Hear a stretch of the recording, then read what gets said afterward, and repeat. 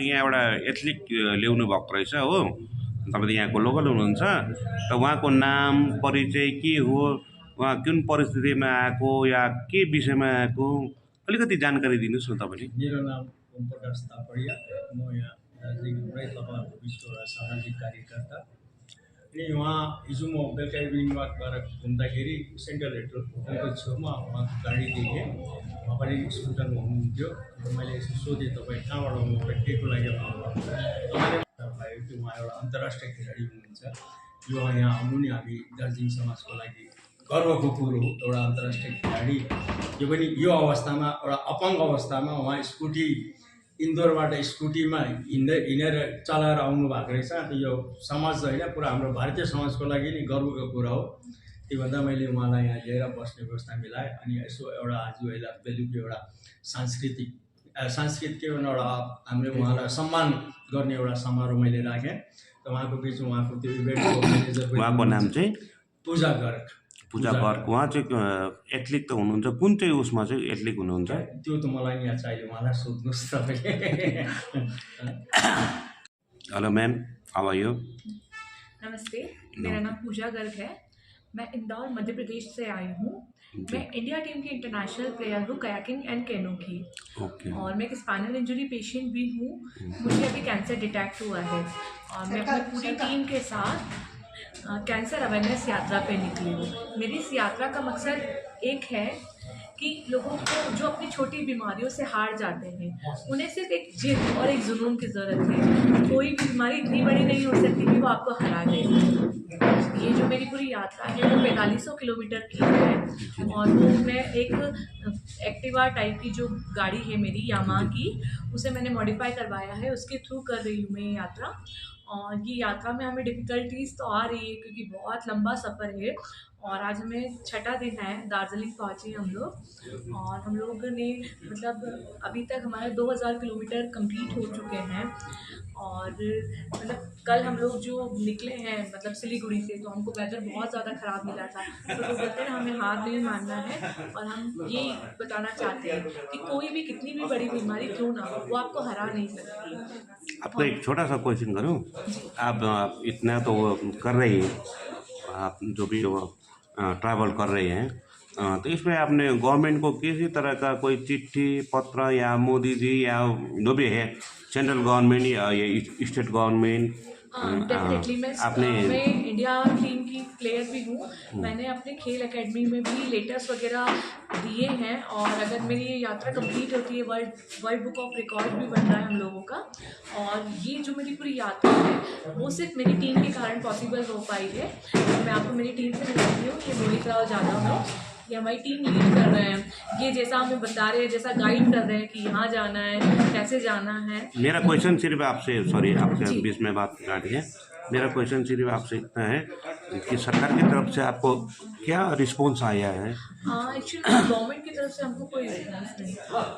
मतलब मेरी यात्रा आप सॉरी आप तो इंडियन एथलीट रही हैं, तो गवर्नमेंट सेंट्रल गवर्नमेंट हो या स्टेट गवर्नमेंट हो, कोई भी गवर्नमेंट आपको हेल्प करने के लिए क्यों तैयार नहीं है?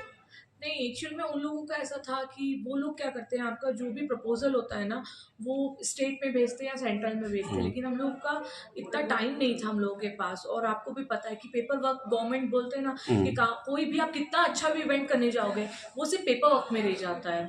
तो हमारे साथ भी यही हुआ कि हम लोग कई नेता से मिले, कई मंत्रियों से मिले, हम लोग कई विभागों में भी गए, पर उन लोगों का भी यही था कि बस आप प्रपोजल दी जाइए, हम लोग बात करते हैं, हम लोग करते हैं, पर उस चीज़ का हम लोग को रिजल्ट नहीं मिला। गवर्नमेंट थोड़ा लेट होता है, लेकिन जब तक हम लोग टीवी में अक्सर देखते हैं मोदी सरकार एथलीट को वैल्यू देते हैं, वो अपना इवेंट में बुलाते हैं, सबको सम्मान देते हैं, लेकिन आप फिर भी मैं आपको नहीं बोलूँगा वो, लेकिन आप जिन परिस्थिति में है उसके बावजूद आपको सरकार से कोई मदद नहीं मिला और आप लोग जो भी है पहली आप स्टेप लोग बहुत डिफिकल्ट होती है। इस स्टेप के बाद गवर्नमेंट को भी पता पड़ेगा कि मैं जो कॉज करने जा रही हूँ वो मेरा पर्सनल कॉज नहीं है, वो मैं एक जागरूकता अभियान पे निकली हूँ। कई बार हो सकता है कि मिसकम्युनिकेशन हो गवर्नमेंट को हमारे मतलब मिशन से, तो पर अब उनको मेरा कॉज बिल्कुल डेफिनेटली समझ आ जाएगा। और नेक्स्ट मैं बस यही प्रार्थना करूँगी ईश्वर से कि मोदी गवर्नमेंट भी हम लोग को मतलब इस हमारे इस प्रयास को सराहे। और हमें बिल्कुल मैं चाहूँगी कि सर, मैं बिल्कुल मोदी सर से भी चाहूँगी कि ये वो जिस तरह से काम कर रहे हैं गवर्नमेंट में, मैं भी उनकी ही तरह उनके ही पद चिन्हों पे चल के कार्य कर रही हूँ। मैं डेफिनेटली चाहूँगी कि सर भी मेरी इस चीज़ को सराहें। क्योंकि आप मध्य प्रदेश से हैं, तो मध्य प्रदेश फिलहाल तो बीजेपी गवर्नमेंट है, केंद्र में भी बीजेपी गवर्नमेंट है। जिस तरह से मोदी जी एथलीट को प्रमोट करते हैं, उनके गवर्नमेंट तो मध्य प्रदेश में भी है, तो वहाँ पे भी शायद आप लोग को प्रमोट करना चाहिए। मेरा ये जो इवेंट है ना वो मतलब गवर्नमेंट ने ना एथलीट के उससे नहीं देखा। गवर्नमेंट ने ये देखा कि मतलब मैं इंटरनेशनल एथलीट हूँ, पर गवर्नमेंट उसको उस नज़रिए से नहीं देख पा रही। प्रॉब्लम ये हो रही है। वही तो हम लोग कहना है। चाह रहे हैं कि आप लोग नेशनल तो है कम से कम। जी नहीं, मैं इंटरनेशनल प्लेयर हूँ। वही तो इंटरनेशनल है आप। जी, मैं 2 बार इंडिया को इंटरनेशनल रिप्रेजेंट करा है। मैं तो जापान आज क्या कारण है कि सरकार आपको उस नज़र से नहीं देख रहा है? चीज़ों को थोड़ा एक्नॉलेज देर से किया जा सकता है, ये बोल सकते नहीं, हैं। ये तो आप बोल रही हैं, आपका बड़ापन ही है तो, लेकिन सरकार को इन चीज़ों में तो ध्यान देना चाहिए। बिल्कुल, अब मैं भी ये चाहती हूँ। उसके उन चीज़ों को आप किस नज़र से देखते हैं, वही हम लोग चाहते हैं कि आप लोग थोड़ा पब्लिक को। डिसअपॉइंटमेंट तो होती है। लगता है कि गवर्नमेंट अगर हेल्प करती तो आज ये बहुत ह्यूज उस पे हो सकता था। हर जगह हम लोग नेपाल बॉर्डर भी क्रॉस किया, हमने इंटरनेशनल बॉर्डर भी गए हैं।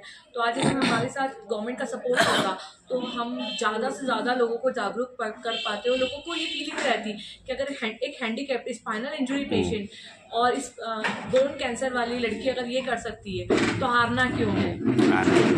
मैं उसका जीता जाता एग्जाम्पल हूँ। गवर्नमेंट आपको मतलब स्टोरीज बताती है, लेकिन मैं उनके लिए जीता ज़्यादा एग्जाम्पल थी। पर हो सकता है कि गवर्नमेंट थोड़ा लेट समझे, पर डेफिनेटली मुझे लगता है समझेगी। लेकिन उनको समझाने के लिए आपने कुछ पेपर वर्क किया है? मैंने बिल्कुल सब कुछ पेपर वर्क हम लोगों ने करा था। हम लोगों ने सब पेपर्स भी गवर्नमेंट को सेंड करे थे। लेकिन सरकार क्यों नहीं सुन रहा है? करे थे हम लोगों ने। क्यों इग्नोर कर रहा है सरकार आपसे आपकी बातों को? वो बस मेरा तो यही कहना है कि अच्छी चीज़ों को थोड़ा एक्नॉलेज धीरे से मिलता है। और गवर्नमेंट हर एक कॉज में है, पर देखा जाए तो कैंसर वाले जो कॉज है उसमें गवर्नमेंट का रुझान थोड़ा कम है। लोग अवेयर नहीं है इस चीज़ के लिए। हर घर में ये प्रॉब्लम आज हो रही है। पर क्या हो रहा है ना कि गवर्नमेंट जो हो रही है वो पेड़ लगाओ और दूसरे जो कॉजेज हैं उसमें है, पर जो कैंसर अवेयरनेस वाला जो कॉज है आप देखेंगे कोई ऐसा कोई कैंपेनिंग वगैरह नहीं हो रहा है कैंसर के लिए। हम लोगों ने इसका मतलब जिम्मा उठाया है, तो हम चाहते हैं कि गवर्नमेंट हमें आगे बिल्कुल सपोर्ट करे। हम लोग और भी आगे यात्रा करेंगे अपनी, और इसी तरह हम पूरा देश कवर करेंगे। इंटरनेशनली भी हम लोग जाएंगे कैंसर अवेयरनेस के लिए। अभी आप सर एक छोटा सा बात, इतने आपके ग्रुप में अब कितने लोग हैं? 6 लोग हैं। 6 लोग हैं। आप कहाँ के भ्रमण करके आए हैं? चालू हुआ था, इंदौर से हुआ था। हमारे इंदौर के मेयर जो हैं उन्होंने हमको हरी झंडी दी थी। इंदौर के बाद हमारा भोपाल स्टे था एक नाइट, और फिर भोपाल के बाद हम लोग जबलपुर गए थे। जबलपुर के बाद रीवा के बाद पटना के बनारस, पटना और फिर सिलीगुड़ी। सॉरी, कौन सी तारीख को आप चले थे? हम लोग 25 तारीख को। 25 तारीख को ये साल? हाँ। तो ये तो पिछले नए गवर्नमेंट आए तो उनको भी आपने चिट्ठी दिया? जी नहीं, हम उन्होंने लोग कोई चुनाव हो चुके हैं पहले। वही तो चुनाव हो गया, वो मुख्यमंत्री चुन के आए, जी, उनको आपने सबको कोई मेल चिट्ठी करा विट्ठी था। दिया? जी पसंद चिट्ठी दिया? उनकी तरफ से कोई जॉब आया आपके लिए? नहीं, हम लोग को कोई जवाब नहीं आया। इस चीज़ का बहुत डिसअपॉइंटमेंट है हम लोगों को। तो आपको नहीं लगता है कि आप जो कर रहे हैं वो तो अच्छी बात है, लेकिन आपको खुद के स्टेट में उनके मुख्यमंत्री को, जो स्टेट का बाप होता है, पिताजी होता है, समझिए वो राजा होता है, जो भी है, उनको आपको पहले उनको ऐसा नहीं करना चाहिए कि उनको पहले प्रेशराइज दिया जाए? देखिए, ऐसा है कि मैंने अपनी तरफ से जो बेस्ट हो सकता था, मैंने अपने लेटर्स वगैरह मेल भी करे, उनको पर्सनल जाके भी उनके घर पे जाके दिए हैं, उनके ऑफिस पे जाके दिए हैं, पर उसका रिस्पांस नहीं मिला। पर मेरा कॉज ऐसा था कि मैं उनके रिस्पांस के कारण बैठ नहीं सकती थी। और 7 तारीख को नेशनल कैंसर अवेयरनेस डे है। हमारा टारगेट है कि हमें उस दिन नाथुला पे तिरंगा लहराना है। ये जो भी टारगेट है हमारा, ये गवर्नमेंट और बाकी सबसे हटकर है। हमें अवेयरनेस फैलाना है। हम इस चीज़ के लिए नहीं बैठ सकते थे कि गवर्नमेंट कब अपना पॉजिटिव रिस्पॉन्स देगा हमें। अब दार्जिलिंग में आज आए हैं तो आप लोग को मैंने देखा है, यहाँ पे एक एथलीट है, वो भी कोच भी है, पहले वो खुद एक खिलाड़ी है, हमारे दार्जिलिंग का फेमस है वो बास्केटबॉल, पहले प्लेयर थे, आज वो कोच है। तो उनसे मिले आप? जी, मैं उनसे मैं मिल के आपको कैसा लगा? मुझे बहुत अच्छा लगा। मुझे दार्जिलिंग में बहुत अच्छा लगा और दार्जिलिंग में मुझे एक फैमिली मिल गई, इसकी मुझे खुशी है। और आप लोगों ने अप्रिशिएट करा हमारे मिशन को, ये हमारे लिए बहुत सराहनीय बात है। Thank you so much. मुझे ऐसा लगता है कि मैं अगर एक भी व्यक्ति को जागरूक कर पाई और एक भी व्यक्ति को ये बता पाई कि बीमारियों से डरना नहीं है, आपको आगे बढ़ते रहना है, तो शायद मेरा मिशन सक्सेसफुल हो जाएगा। हम लोग तो लोकल चैनल का है, तो हम लोग चाहेंगे कि आप नेशनल चैनल तक जाइए, सरकार तक, वो नेशनल सेंट्रल गवर्नमेंट तक जाए या स्टेट गवर्नमेंट तक जाए, हम लोग ये चाहेंगे ज़रूर। लेकिन हम लोग यहाँ हमारे लोकल एक एथलीट है, उनसे भी हम लोग कुछ कहना चाहेंगे। सर, आपको कैसा लगा इनसे मिलके? आपको हिन्दीमा बोल्नु नेपाली नेपाली बोल्नु? मलाई एकदम खुसी लाग्यो है, यहाँ दार्जिलिङ मलाई आज यहाँ ल्याएर आउनुभयो। म अब यसरी घुम्दै आउनु भएको रहेछ है। एवेरनेस खास चाहिँ क्यान्सरको एवेरनेस आउनु भएको रहेछ है। एउटा इन्टरनेसनल एथलेटिक्स चाहिँ है ट्रेनिङ गर्नुहुँदो रहेछ उहाँले होइन। अन्त उहाँको जुन चाहिँ अब उयो छ, उहाँले त्यस्तो सक्सेस भएर यहाँ दार्जिलिङ आइपुग्नु भयो, एउटा त्यस्तो उयो भएर पनि बिमारी लिएर पनि। तर हामीले अब त्यो चाहिँ बुझ्नुपर्छ कि एथलेटिक्स खेल्दा चाहिँ मान्छेले एउटा क्या उयो पाउँछ, राम्रो गुण पाउँछ कि नराम्रोपट्टि लाग्दैन। उहाँले त्यसै लागि उसले अब उसले ठुलो सोच राख्नु भएको छ होइन, क्यान्सरको एवेरनेस गर्नु भनेर। अहिलेसम्म कसैले गरेको पनि छैन र उहाँको जुन चाहिँ थिङ्किङ छ त्यसमा चाहिँ म बहुत खुसी छु, एकदमै गर्वै गर्छु उहाँको यो कुरा। र यति भन्ने मेरो धन्यवाद। मेरा नाम पूजा गर्ग है। मैं इंदौर से आई हूँ और इंडिया टीम की इंटरनेशनल प्लेयर हूँ। मैं कयाकिंग कैनो गेम खेलती हूँ, जो एक छोटी बोट होती है, वो गेम होता है।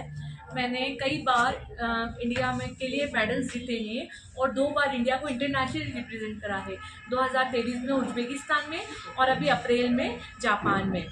मैं एक पिस्टल शूटर भी हूँ और पिस्टल में मैंने कई मेडल्स जीते हैं।